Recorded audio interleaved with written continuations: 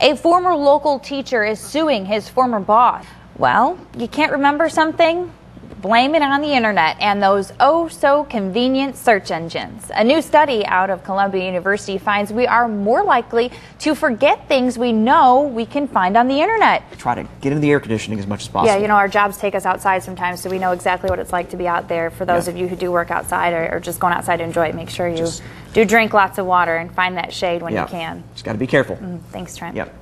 Well, 2 Missouri cousins charged with armed bank robbery face decades behind bars. Investigators say it was a propane gas leak. However, they don't know where that leak was or what sparked the explosion.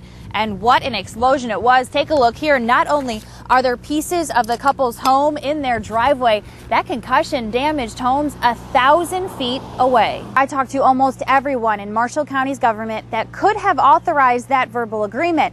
No one seems to know who made it or when that deal was made. They keep telling me that they simply don't remember because it was so long ago. As for these dumpsters here, well, their days are numbered. Just how many days? Well, that deal is still being worked out. Well, to give you an idea of just how far they had gotten with the construction, all of the flooring was done, the walls were put up, and Marty was just weeks away from moving into this home. Well, and here's the main idea when it comes to these ever so important machines. They're kind of like cars. You got to make sure you put a little money into them throughout the year, and then in the long run, it's going to pay for itself. It's kind of like if you take care of it, it's going to take care of you, especially on these hot days. Tonight, we are live on top of the TV station. I'm Julie Collins, WPSD Local 6. I was in Pulaski County, Karnak, Illinois, actually. They are dealing with the floodwaters taking over their homes, but get this, they haven't had drinking water in 10 days. But the folks I spoke to said that they can deal with not having that drinking water. It's watching their homes disappear. That's the tough part.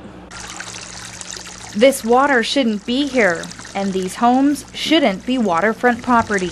They don't feel too good to be homeless. But that's the reality for Kim Eddington and her family. I mean, there's 13 of us in one house. 4 generations, from great-grandmas to 3-year-old Levi, all under one roof. The more the merrier, huh? They used to live here, but a week ago they moved in here with Kim's parents. Just doing the best we can, you know. It's pretty bad, the water. I don't know what to do with it. There isn't much to do with it, except stare. It don't do no good to come by and look at it, but you have to anyway. You can't help yourself. Neither can Lisa Scott, who comes by twice a day. It makes me sick. That's all I got. They worked hard for days building a wall of sandbags. We was pumping the water out, but it just keeps getting deeper and deeper. So they put on their waders and checked to see if their defenses are doing their job. Sadly, they weren't. There's water creeping into the kitchen and the back bedroom. Poor gerbils. They did, however, rescue their pet gerbils. My dad don't mind. As for the Eddingtons, they're banking on a good attitude to get them through this hard time. It might get worse before it gets better, but we're all together. Here's the problem. People have layovers or they're dropped off early, and when that station is closed, those travelers end up here at check cashing stations like Easy Money. And the workers inside tell me that they come in asking to use the bathroom, among other things. But get this, this isn't the only business that is tired of being a bus stop. Lots of travelers and tons of places to go. Carbondale. Birmingham, Alabama. I'm coming from Peoria, Illinois. But what if the bus was late? As usual. What if this station was closed? We gotta sit out here, I guess. Left to brave the elements. Today, it's extreme heat. It could be any type of weather, and they got us sitting out here waiting on our bus. I have no idea what we're supposed to do when this place is closed. Some of his fellow travelers find themselves seeking shelter or a bathroom inside here. We look like the Greyhound instead of them. Hernan Cortez says they thought Greyhound would bring in business. Instead, it's brought in nomads and driven away paying customers. It was okay if they came in here, ate something, that'd be fine, we wouldn't care, but they just come in here, ask for the bathroom. Sometimes they don't even ask to go to the bathroom, they just go and help themselves. A week ago, Hernan says they found luggage right here. Not knowing whose it was or where it came from made him feel uneasy. You don't know what's in there, you're scared.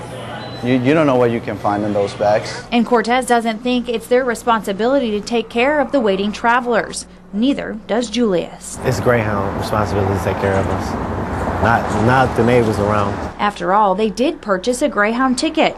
However, these stations are run by franchises. So we asked the agent at the Paducah location. He didn't want to go on camera, but offered this. Quote, "We cannot afford to accommodate the people who have nowhere to go. The overhead is too much." And for them to just be closed, this is wrong. But for now, travelers are left outside waiting and wishing for the same thing the neighboring businesses are. This should be open like 24 hours. And it's interesting, the Greyhound bus today was 90 minutes late. However, that bus station did stay open.